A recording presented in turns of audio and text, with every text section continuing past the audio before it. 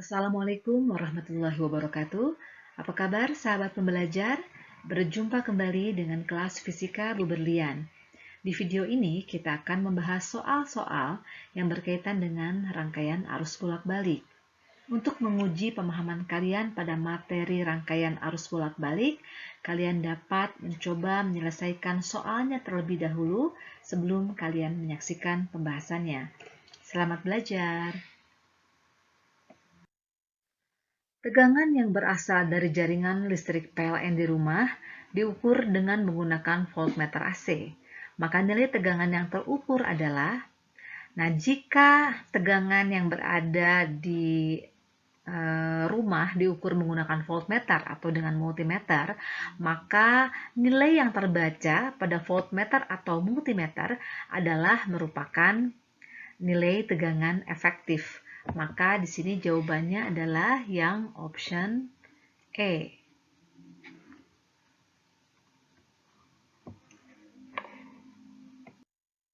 Jarum suatu voltmeter yang digunakan untuk mengukur sebuah tegangan bolak-balik menunjukkan angka 110 volt. Ini berarti bahwa tegangan tersebut, kita lihat di sini, jika voltmeter menunjukkan nilai 110 volt, maka ini berarti adalah tegangan efektifnya ya. V efektif sama dengan 110 volt. Dan tegangan maksimum itu nilainya akan sama dengan V efektif dikalikan akar 2, sehingga nilainya sama dengan 110 akar 2 volt. Oke, untuk arus bolak-balik akan menunjukkan nilai seperti ini nantinya. Di sini V, kemudian ini T ya, harusnya akan sinusoidal seperti ini. Kemudian V maksimumnya nanti akan sama dengan 110 akar 2, kemudian untuk V minimumnya adalah min 110 akar 2. Sehingga nanti jawabannya adalah yang option E. Rangkaian resistor, induktor, kapasitor disusun seri dengan resistansi R sama dengan 400 ohm, reaktansi induktif XL sama dengan 500 ohm, dan impedansi rangkaian Z sama dengan 500 ohm. Nilai reaktansi kapasitif dari kapasitor adalah, berarti yang ditanya adalah nilai XC ya, nilai reaktansi kapasitif. Oke, kita gambarkan dulu diagram fasornya. Di sini diketahui, oke, di sini ada XL di bagian atas ya, nilainya 500 ohm. Kemudian ada R yang nilainya yang arahnya ke sini sama dengan 400 ohm. Nah, kemudian di sini ada juga reaktansi kapasitif ya, yang arahnya ke bawah. Di sini XC-nya tidak diketahui.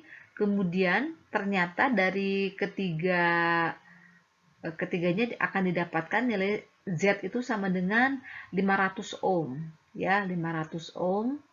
Sehingga kalau kita gambarkan seperti ini, R-nya 400 ohm, kemudian ini adalah selisih antara XL dengan XC-nya ya. Ini kemudian kita asumsikan di sini. Nah, seperti ini Z-nya sudah bernilai 500 ohm ya. Nah, kalau seperti ini, kita tidak tahu ya nilai XC itu lebih besar atau lebih kecil daripada XL, tapi jika kita asumsikan nilai XC itu lebih kecil daripada nilai XL, maka kita dapatkan nanti seperti ini diagram fasornya. Kita lihat ini persamaan Pitagoras ya, ini triple Pitagoras, Z-nya 500, kemudian R-nya 400, maka di sebelah sini itu nilai XL min XC itu akan sama dengan 300 ya. Jadi di sini adalah triple Pitagoras. Kemudian Kalau XL dikurangi XC-nya sama dengan 300, maka nilai XC otomatis ini sama dengan 200 ohm, sehingga jawabannya adalah yang option A.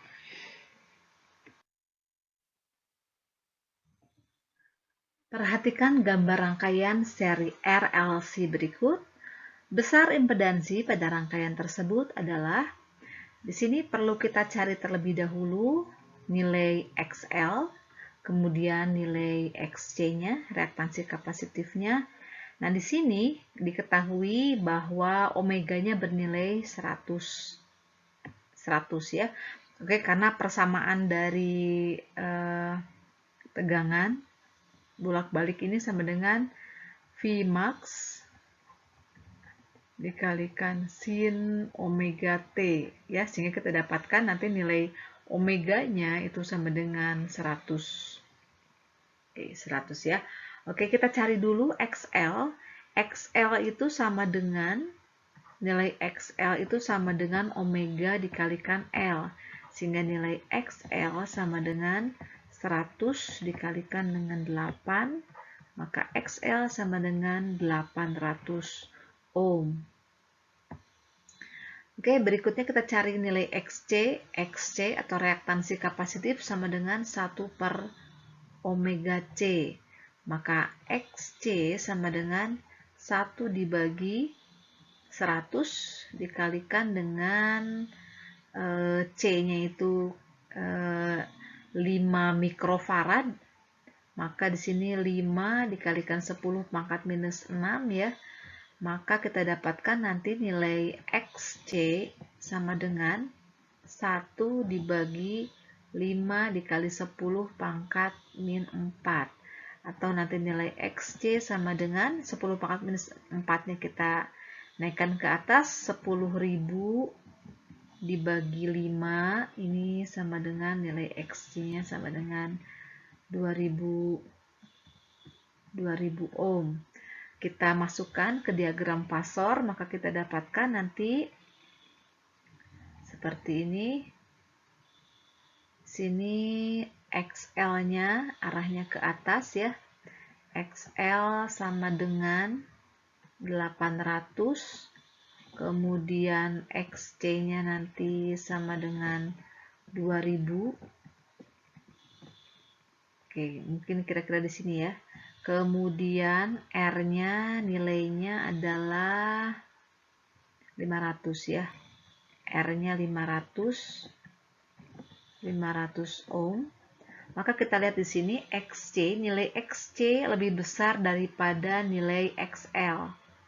Maka nanti pasti bersifat kapasitif ya rangkaiannya. Oke, nanti kita bikin seperti ini jadinya. Jadi nanti arahnya ke arah bawah ya. Ini kita selisihkan antara XC minus XL.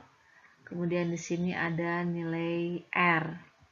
Jadi nilai R-nya adalah 500 ohm. Kemudian XC min XL itu akan sama dengan 1200 ohm ya. 2000 dikurangi 800 sama dengan 1200. Maka untuk impedansi kita proyeksikan ke sini ya. Kita ambil garis lurus ya, garis diagonal ke sebelah sini ya. Ini adalah Z-nya.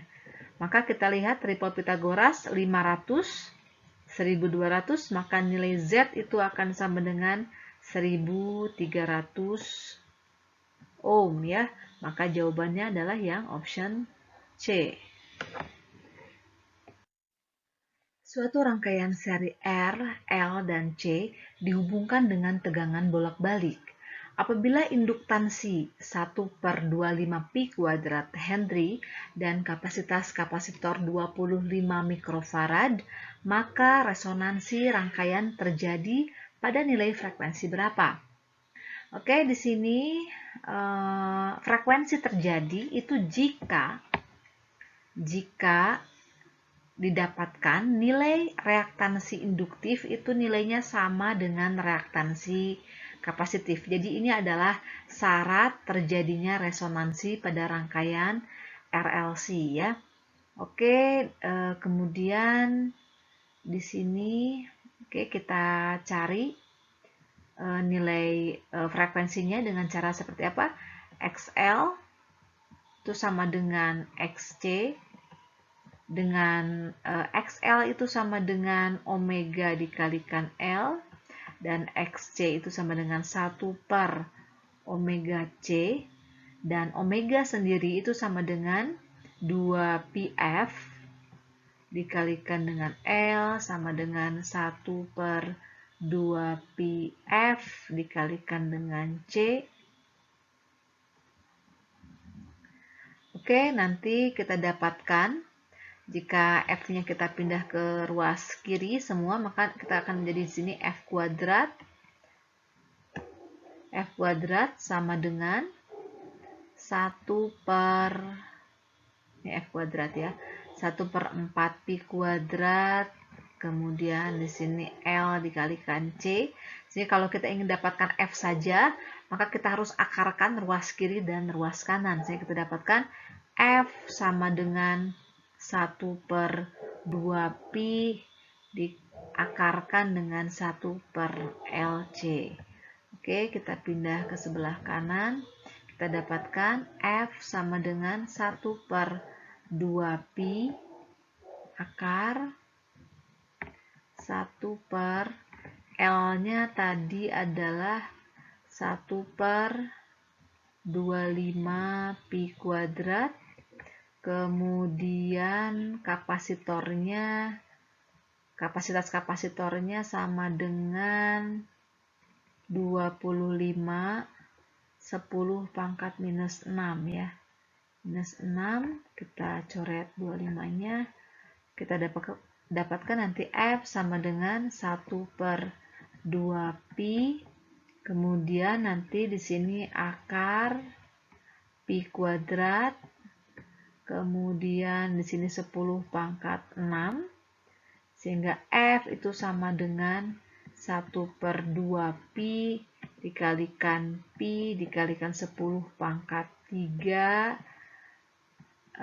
Oke, ini sehingga nilainya sama dengan 1000 ya, 1000 dibagi 2 sama dengan 500 Hz ya. Jadi jawabannya adalah frekuensinya nanti sama dengan 500 Hz. Terima kasih telah menyaksikan video ini, semoga bermanfaat. Untuk mendukung channel ini, silahkan tekan like, subscribe, dan menekan tanda lonceng untuk mendapatkan notifikasi video selanjutnya. Akhirul kalam, saya ucapkan Assalamualaikum warahmatullahi wabarakatuh.